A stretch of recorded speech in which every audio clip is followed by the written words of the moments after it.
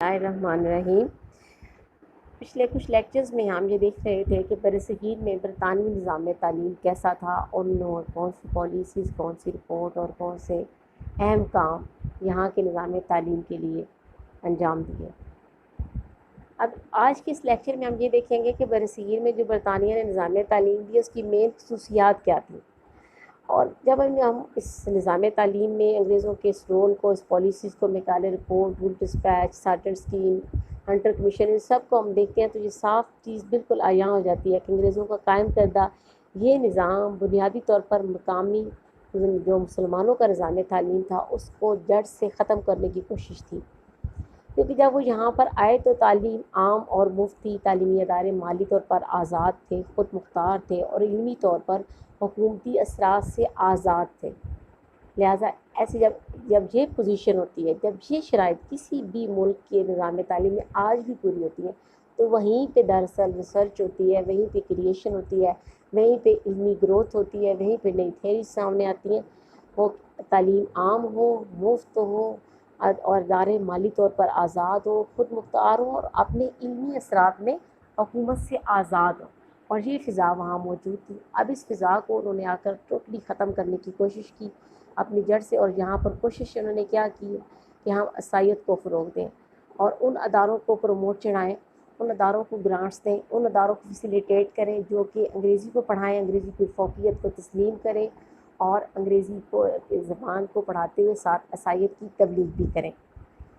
अगरचे बाज़ अदवार में ऐसी कई हुकूमती पॉलिसियाँ भी सामने आई जिसमें मकामी निज़ाम तालीम और ज़बानों के बारे में कुछ मुस्बत पॉइंट और रवैये भी हमें नज़र आते हैं, लेकिन बात ये नहीं है उनका अमल कितना हुआ। इनमें से किसी एक पर भी मुकम्मल तौर पर अमल दरामद ना हो सका। यही सबब है कि जब क़याम पाकिस्तान का मरहला आया 1947 का, तो बरसगीर का निज़ाम तालीम अपनी असल से बिल्कुल कट कर रह गया। अगर आज हम अपने तालीमी ज़वाल और असबाब का हम जिक्र करते हैं तो मेरा अक्सर ये दिल चाहता है कि हम वहाँ से शुरू करें कि हमें विरसे में जो मिला वो इस कदर ख़राब और टूटा फूटा निज़ाम तालीम था। एक बेहतरीन और एक गोल्डन पीरियड गुजारने के बाद एक बहुत तवील अरसा हम लोगों ने ऐसा गुजारा जिसमें मुसलमान ग़ुलाम थे और उनके ऊपर जो निज़ाम तालीम राइज किया गया था वो इंतहाई नाक़िस था।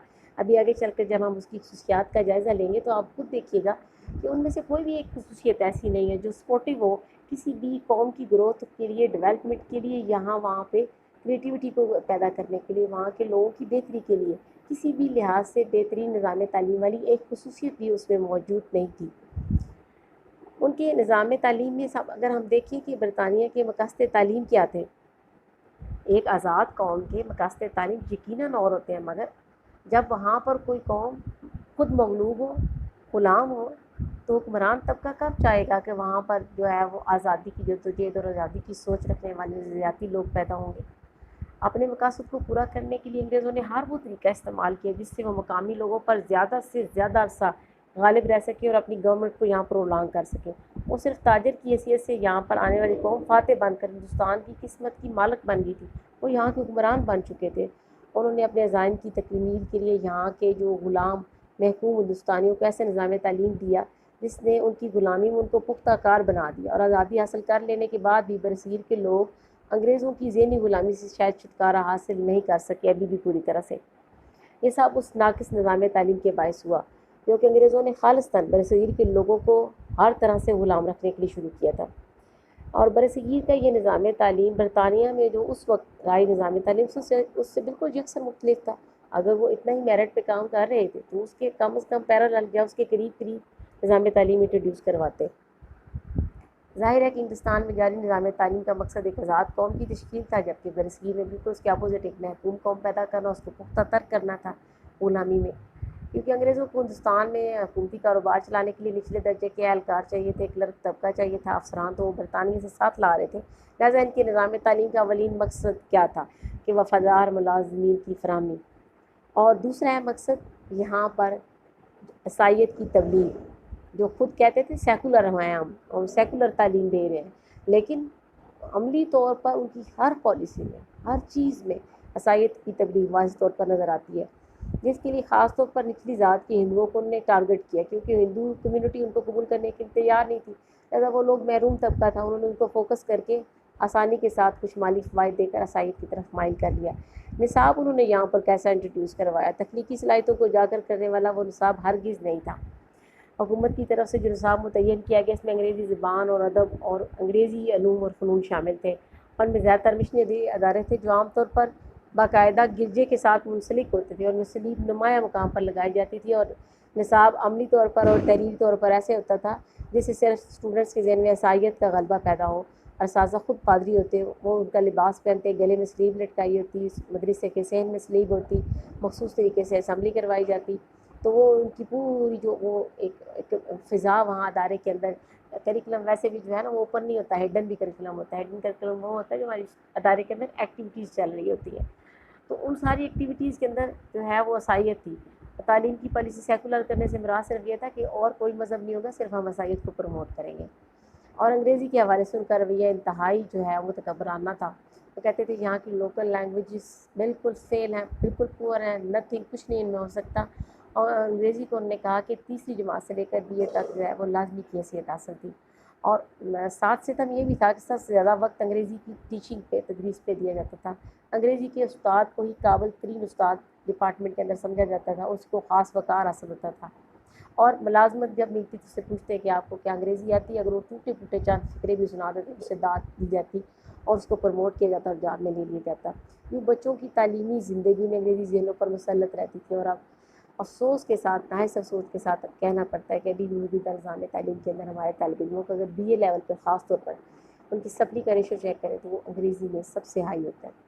अभी भी हमारे स्टूडेंट्स पे, हमारे टीचर्स के ज़हनों पे, हमारे सोसाइटी के ज़हनों पे अंग्रेज़ी वो बुरी तरह से कफरीत बनकर हावी है, और अंग्रेज़ी के साथ अंग्रेज़ी बोलने वाले की फोकियत की छाप अभी भी लगी हुई है।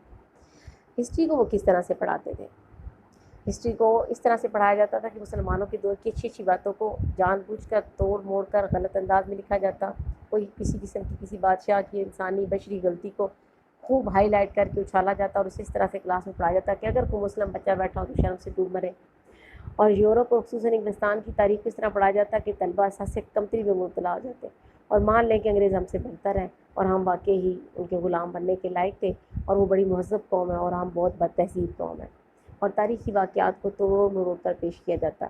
इकनॉमिक्स या माशियात को किस तरह से पढ़ाते कि एक अमली और बामकसद मज़मून को उन्होंने इस तरह से पढ़ाया कि इंसान की ज़िंदगी का मकसद जो है वो सिर्फ़ पैसा कमाना है और इसकी ज़िंदगी एक मुआशी हैवान से ज़्यादा कुछ नहीं है, मगर भी मुआशी तसव्वुरात के मुताबिक इंसान इंतहाई खुदगर्ज़ है जो हर वक्त अपने मटीरियल बेनिफिट्स के लिए, मादी फ़ायदे के लिए कोशां रहता है।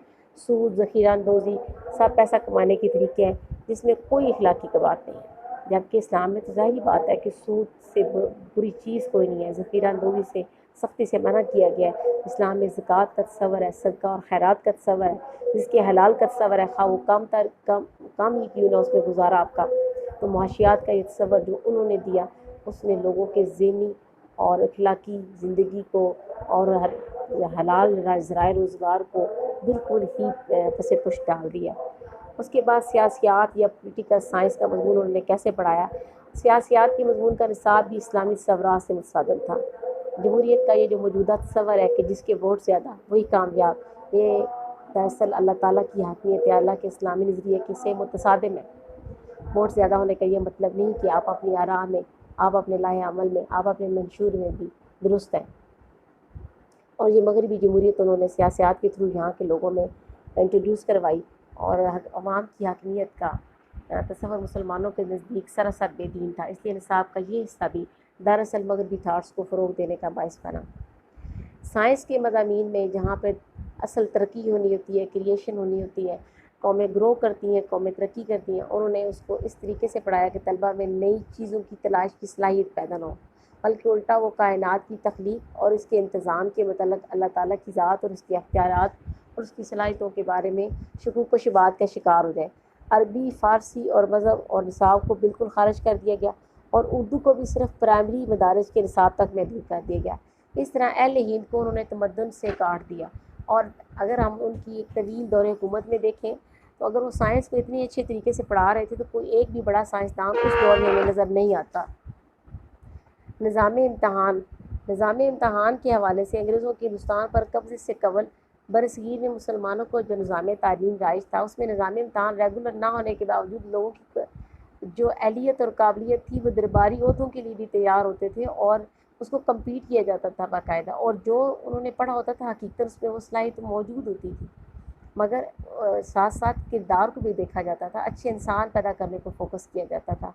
उस्ताद इस निज़ाम तालीम का मरकज़ी किरदार था। उस्ताद की राय, उस्ताद की जांच पड़ताल, उस्ताद के जायज़े की एक वक़्त और एक अहमियत थी। वो अपने तलबा के लिए एक रोल मॉडल की हैसियत रखता था।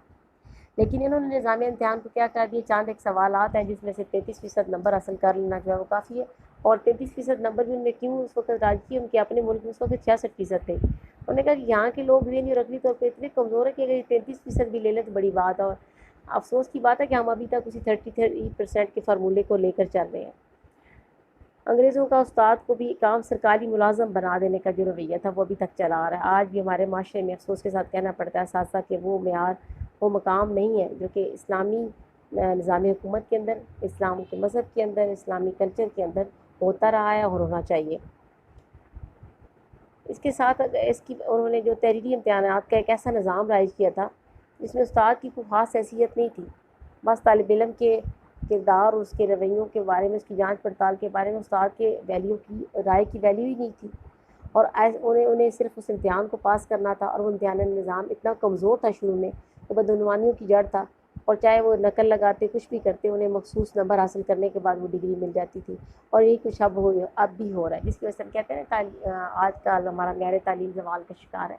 तो हम सिर्फ 33% को देखें, 33% के साथ जो रवैये वाबस्ता हैं उनके ऊपर कोई तवज्जो नहीं जाती।